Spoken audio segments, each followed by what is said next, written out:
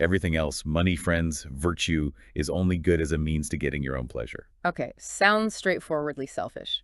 Eat, drink, and be merry. But that's the common caricature, often confusing him with the Cyrenaics, who are much more about intense, immediate bodily pleasures. Epicurus' view of pleasure was, well, much more nuanced. How so? His version of hedonism actually leads to recommending a life of virtue, simplicity, and moderation.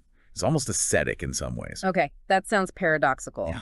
Pleasure is the goal, but live moderately. Why? First, why did he think pleasure was the ultimate good anyway? Two main lines of reasoning. First, psychological hedonism.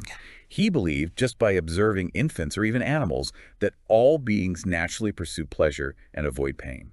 It's instinctual. So we're just wired that way. Even complex adult actions are ultimately for pleasure. He thought so. Epicureans spent a lot of time trying to show how even seemingly selfless acts, like helping a friend, ultimately aim at the helper's own long-term pleasure or avoidance of pain. Debatable, but okay.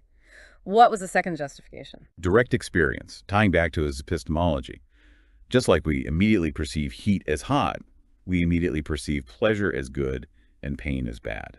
It's self-evident, requires no further proof. Like the feelings being criteria. Exactly. Now, again, this doesn't strictly prove only pleasure is intrinsically good, but for Epicurus, it was the undeniable starting point. Okay, so pleasure is the goal.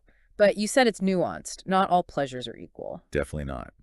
While all pleasure is good in itself and all pain bad, he stressed that it doesn't mean we should choose every pleasure or avoid every pain.